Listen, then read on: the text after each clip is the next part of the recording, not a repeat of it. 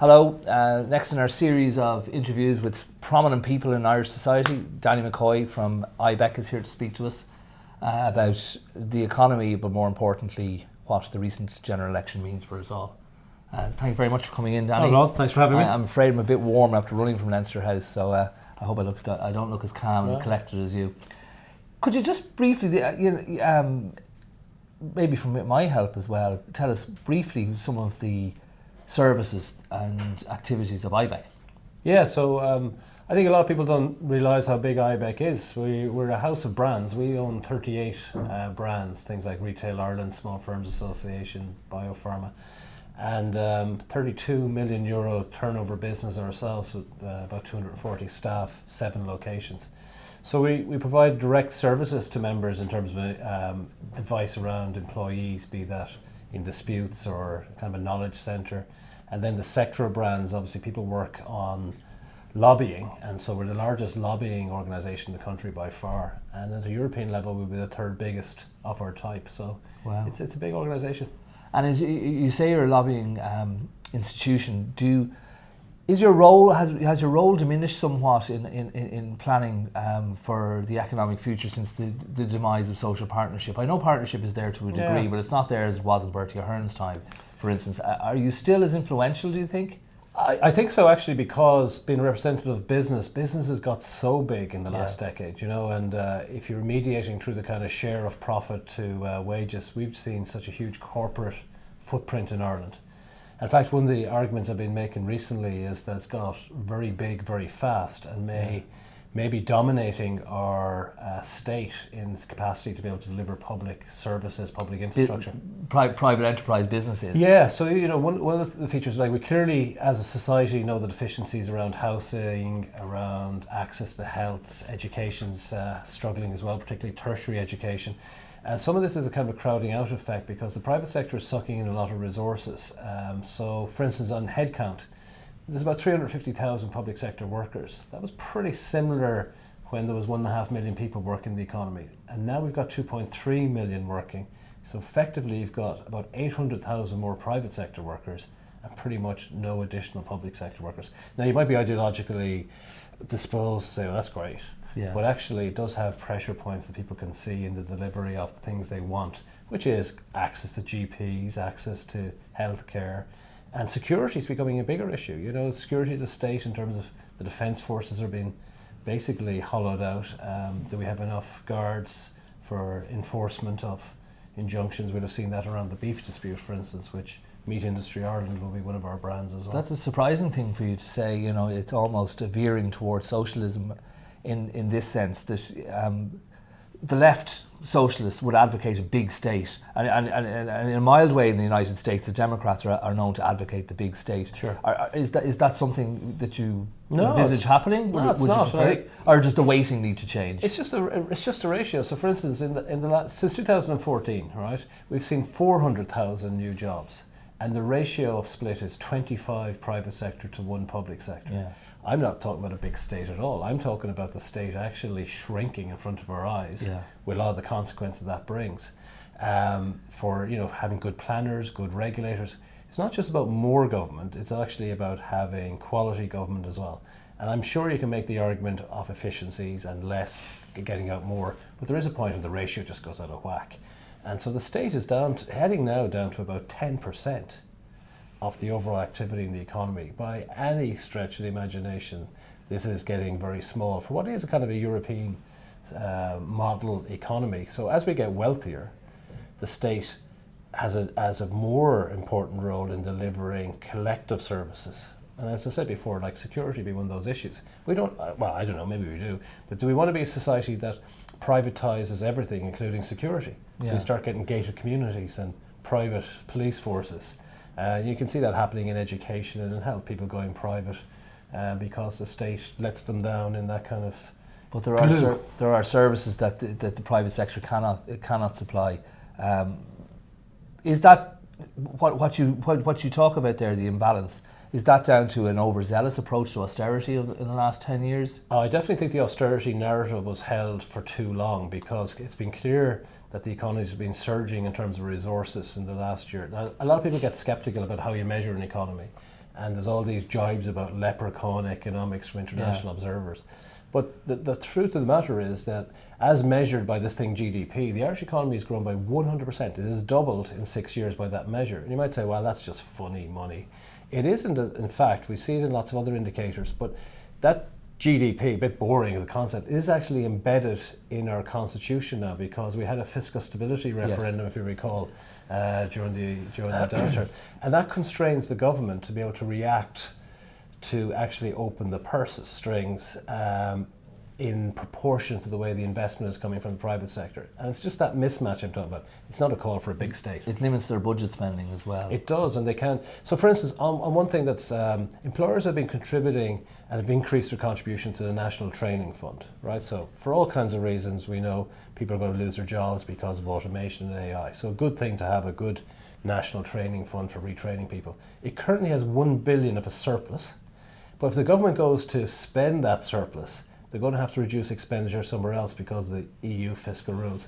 And there's very little line items in the government that people will be saying, do less of that now. Everybody's demanding more. I've just covered the general election. We're still dealing with the fallout.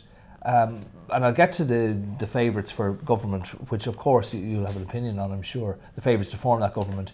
But the overriding issue, and I don't think it's really washed into the public consciousness as much as it should, in that election was housing. You've spoken before about the need maybe to look at how we fund our infrastructure. Do you, as a man of such experience, have any quick fire solutions? Do you have any solutions to our current housing crisis? Some would call it a scandal. Well, the first thing to acknowledge, the point I made earlier, is the private sector is so dominant in our economy right now.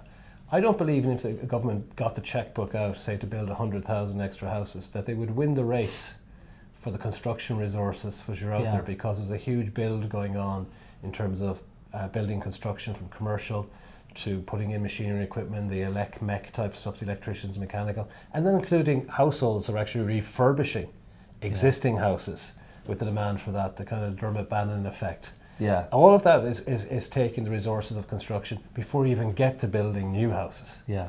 So in acknowledgement of that, if a government thinks it's in power and has the power to, correct what the electorate have said they're concerned about housing and health, they're going to have to bring the private sector in with them. They can't compete against them, because I don't think they'll win. No, and that's an obvious thing to me. I think there has been a demise of something that was successful in my eyes in the past, and ideologically I think it has fallen apart. But there was public-private partnership that is not used as much. Certainly there were big builders like Bernard McNamara who built housing on behalf of the state.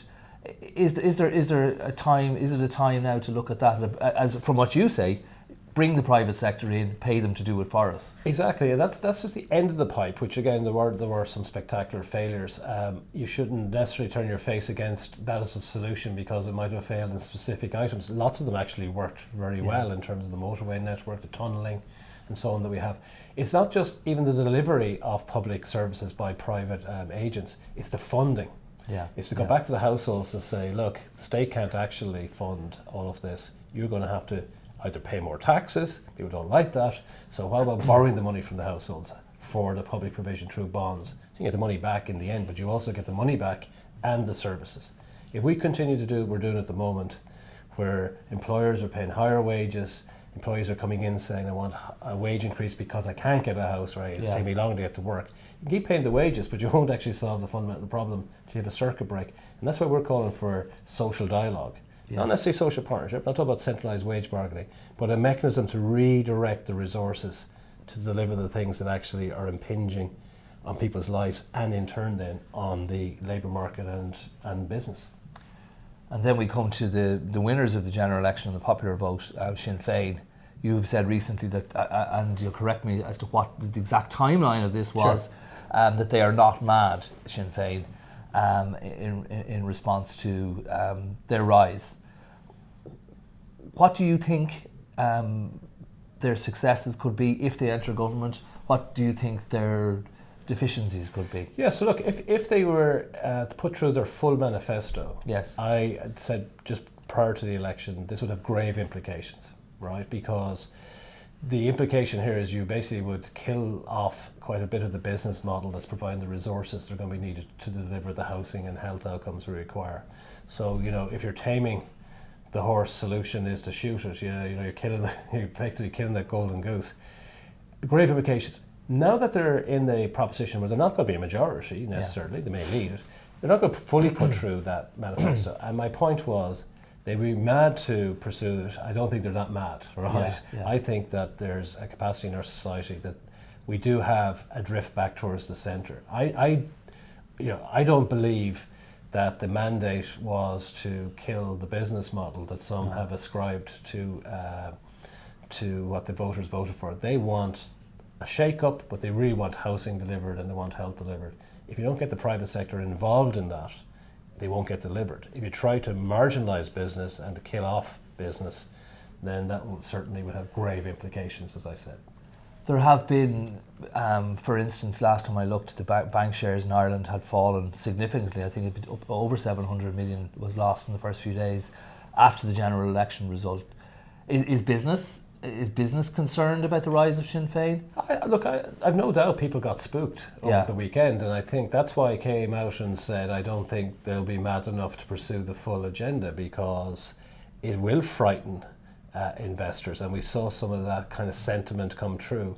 It's time for calm, because in Ireland we are a bit shocked by the election result, but we do know that there is a tendency back towards a centre and towards a centre that has a realisation that our living standards depends on us having certainty, not going to any kind of extremes, because our history is that when we had extremism, it didn't do as well, and that the peace process that we got on the island is not a coincidence that our prosperity has taken off since we had that stability. So to put any uncertainty into our society, be that economic or in terms of the peace issues across the whole island, will be to our economic detriment and then to our living standards detriment, and fundamentally we'll be dealing with the austerity which all of us want to stay away from, having experienced it just 10 years ago. You speak of peace talks. I mean, to clarify to our viewers that you were involved during the national pay talks and many negotiations with governments and trade unions down the years. How many Taoiseach have you dealt with? I know you've had a variety of positions. You're CEO now, of course. And prior to that I was an economic commentator in the SRI, I would have had interactions with Bertie Ahern and then Brian Cowan, Enda and Leo, so what's that, four. And who was the most interesting to deal with? Well, I think it's probably, as a callow youth, Bertie Ahern's capacity to keep that kind of social dialogue and to keep the redistribution going was very impressive. Across all of them, I thought Brian Cowan's tenure was unfortunate for him, and he at the end did the right thing. The policy is forgotten about now, but the policy that the Troika were bringing in was fundamentally where the outgoing government had got to. So all have great merits. I mean, Enda Kenny, I think I had quite a lot of interaction with Enda Kenny during that phase, and I think he really gave a kind of an optimism and confidence. And then I was surprised with Leo Varadkar, because on all the macro issues going into this election, from the international to the economy, I thought he handled it very well. And so the electorate, to that old Irish adage, no good turn goes unpunished. No. So I'm sure he feels aggrieved because they'd steered quite a strong path in difficult times. They think about the back pocket in general elections, which is not necessarily the wrong thing to do. I think on this occasion, though, I think that localism seems to me to be not as predominant. I think it's been more a broader wave at identifying what were the deficiencies in terms of not getting the things that people need, which is health, education and housing, and also the one that gets very little mention, security. Kind of the basic needs. And unfortunately, we are wealthy but not find the right channels to deliver these, and that's why we need a new commission on taxation in terms of how to fund it, but also this idea of social dialogue. Don't mistake what I'm saying for cozy cartels of social partners. It's actually a true decision about how we take it. The opportunities are immense for Ireland right now. We really are in a fortunate position. If we can take the right options, I think we can underpin this society for generations to come. And it sounds like a good atmosphere for entrepreneurs and people who want to do well in business. I was lucky enough to interview Anthony Scaramucci. I don't know if you know him, the Mooch in his office in New York on the 20th floor of his building a couple of years ago. And I asked him, how do you become a billionaire, as he is? You're a successful businessman and have overseen many successes in business. Have you any advice to our viewers on how to get ahead in business? Well, the first thing is to be consistent and don't flip-flop in the way. So, this is a surprise this week, but, hold the core. There are core principles, and you've got to reward people for the efforts that they do, so you can't tax them out of being incentivized. And also, big thing for business is you've got to bring all of society with you. You may get away for a while, but you start to see the social license to trade gets withdrawn from you, and it gets very difficult. In this globalized world, as a nation, we have to realize that if we make it that kind of environment, it won't even stay in Ireland. It is very fluid. So keep consistent, keep calm, carry on, and be confident. It's a great time for Ireland. There's a great future ahead. Thank you for that cheery note. Thank you very much, Danny McCoy. Thank you for joining us today. Bye-bye.